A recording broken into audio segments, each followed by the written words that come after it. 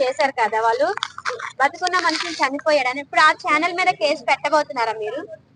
లేదండి, మాకు అంత ఓపిక లేవు. ఛానల్ మీద కేసులు పెట్టడం, పోలీస్ స్టేషన్ చుట్టూ తిరగడం, కోర్టు చుట్టూ తిరగడం, అవన్నీ కూడాను అంత టైం మాకు లేదు.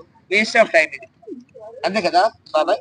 సో అంటే ఇలాగా వీడియో పెట్టిన వాళ్ళ మీద కనీసం మాట్లాడారా మీరు? వాళ్ళు ఆ దేవుడే చూసుకుంటాడమ్మా. ఇప్పుడు వాళ్ళకి కూడా కుటుంబ సభ్యులు ఉంటారు కదా, బతుకున్న మనిషిని చంపేస్తే ఆ నిజంగా దేవుడే అనేవాడు చూసుకుంటాడు. కన్ఫర్మ్. ఇప్పుడు నేను వాళ్ళ ఇంటికాడ నుండే వస్తున్నాను, కావాలంటే నాది డిసీజ్ వైజాగ్ నేను ఓపెన్ చేసి చూడండి. వాళ్ళ ఆవిడ నేను మాట్లాడేది ఉన్నాయి. కుచితాతో మాట్లాడలేదు. మరి ఎలా చెప్తున్నారు? కుచితాతో ఎవరింట్లో ఉన్నారో వాళ్ళు కాల్ చేసి చెప్పారు. వాళ్ళ వరంగల్ లో ఉన్నాడు. వరంగల్లో మాట్లాడారు ఫోన్ లో. నువ్వు కూడా ఫోన్ పే పెట్టావా? మరి ఆయన పెట్టుకున్నాడు. గుజరాత్ గారు సర్పంచ్ ఎలక్షన్ లో ప్రచారం చేశారు.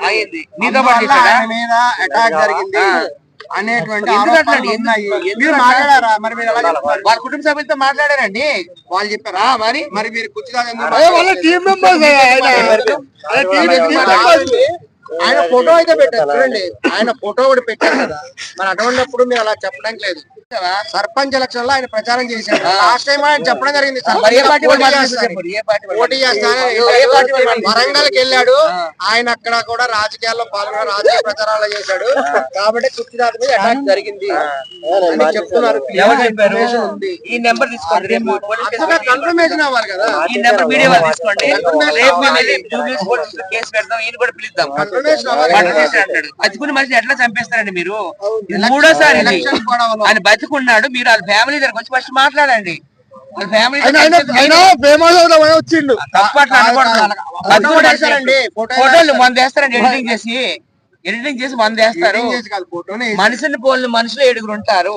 అక్కడ ఏం లేదు అన్నయ్య గారు, చనిపోలేదు. సభ్యులతో ఆయన మాట్లాడాడు, వరంగల్ లో సేఫ్ గా ఉన్నాడండి. మీకు ఎవరికైనా డౌట్ ఉంటే నా నెంబర్ ఇవి తీసుకోండి.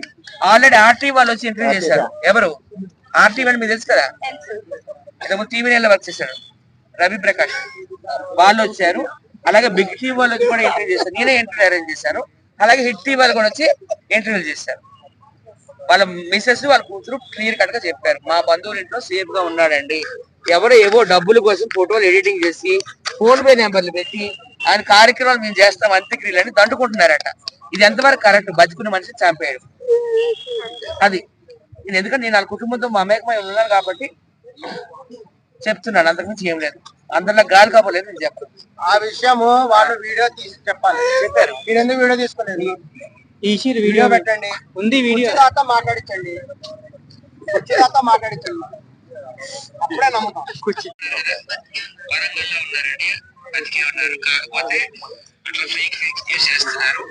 గాంధీ హాస్పిటల్ డెడ్ బాడీ ఉంది, మేము మార్నింగ్ చూసి వచ్చాం, నేను అమ్మ అలాగే చెల్లి. అదైతే మొత్తం కుర్చీ తాత డెడ్ బాడీ కాదు. ప్లీజ్ దయచేసి ఫేక్ న్యూస్ వేయకండి, కుటుంబ సభ్యుల్ని బాధ పెట్టండి. పేరేంటమ్మా?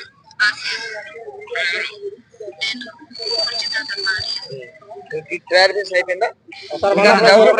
కూడా తీసుకెళ్తాను.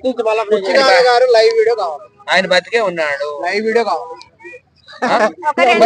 లైవ్ వీడియో కావాలి. వరంగల్ వెళ్ళు, కన్ఫర్మ్ చేయాలి. ఆయన మాట్లాడితే నమ్ముతాం, అప్పటిదాకా మరి నీ మాటలు ఎలా నమ్మాలి? ఆయన చనిపోయాడని అలా అనట్లేదు. ప్రూఫ్ చూపి. మరి చూపించారు, మీరు కాదట్లేదు. ఎన్నో చేస్తారు ఎడిటింగ్.